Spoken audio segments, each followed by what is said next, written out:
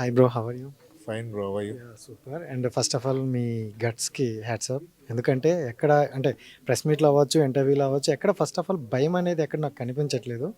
First అయినా నేను question అడగాలి కాబట్టి, మీ డేట్ రోజు బిగ్గెస్ట్ మూవీ వస్తుందని అందరికీ తెలుసు. ఆ సినిమాని దాటుకుంటూ మా సినిమాకి వస్తారనే ధైర్యం ఏముంది? స్టోరీ బ్రో, స్టోరీనే నాకు మెయిన్ ధైర్యం. Story with play. So play కొత్తగా చూస్తారు ఆడియన్స్, ఆ నమ్మకం నాకుంది.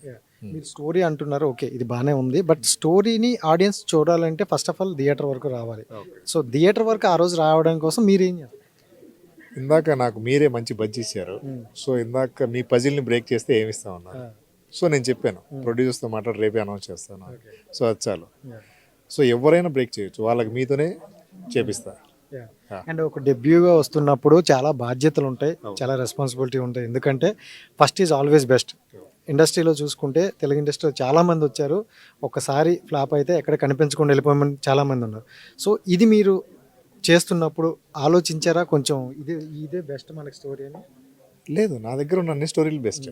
సో ఒక స్టోరీతో ఆగిపోం కదండి. మరి ఇంకో స్టోరీ ఏదైనా తీసుకుంటే యూజ్ అవుతుందేమో, ఇదే కరెక్ట్ అనుకుంటారా? కలియుగం ఇది స్టార్ట్ చేయాలనిపించింది అంతే. ఇంకా స్టోరీస్ చాలా ఉన్నాయి, ఇది స్టార్ట్ చేయాలనిపించింది. ఎనీవే ఏదని మీ ఫేస్లో అయితే ఒక పాజిటివ్ వైబ్ అయితే కనిపిస్తుంది. బట్ అందరూ అడిగే క్వశ్చనే. బట్ అంటే చాలామంది యాక్టర్స్ ఉన్నారు, హీరోస్ హీరోయిన్స్, నోన్ ఫేసెస్. ఈ మధ్యన తెలుగు అన్నారు, తెలుగులో కూడా అమ్మాయిలు ఆల్రెడీ బ్లాక్ బస్టర్. సో వాళ్ళని తీసుకొని వెళ్తే మీకు ఇంకొంచెం బజ్ ఉందనేమో, ఇంకొంచెం ముందుకు వెళ్ళే అవకాశం ఉందనేమో అనుకుంటున్నాను. సో ఇక్కడ ఒక లిమిట్ ఉంది భయ్య, కొత్త ప్రొడ్యూసర్స్. సో వాళ్ళకి ఎంత చేయాలి అంతే చేయాలి. సో ఏంటి అనేది నా ఆలోచనలు నాకు ఉంటాయి కదా, అందులో అక్కడ నేను సో కాస్ట్ అండ్ క్రూని ఎంచుకోవడం జరిగింది. అది సో అయితే మీ సినిమాకి ఏ సినిమా పోటీ కాదని అనుకోవచ్చా? డెఫినెట్లీ మా సినిమానే, వేరే సినిమా వేరే సినిమా. సో అంటే మీకు భయం వేయట్లేదు, కానీ బట్ మేము చూసే వాళ్ళకి మాకు భయం వేస్తుంది. ఎందుకంటే మీరు ఎంత కష్టపడి తీసారో మాకు కొన్ని ఇంటర్వ్యూస్లో చెప్పారు, చూసాము. సో బట్ ఒకసారి ఏమైనా డిఫరెంట్ అయితే బట్ బాధపడతారేమో అని అనిపిస్తుంది అనమాట.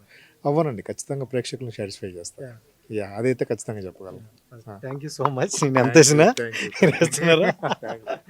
సమస్య లేని ఇల్లు ఉండదు, పరిష్కారం లేని సమస్య ఉండదు. బంధాలు గొప్పవి, బాధలు చిన్నవి. మీ సమస్యని మేము పరిష్కరిస్తాం. రండి, మాట్లాడుకుందాం.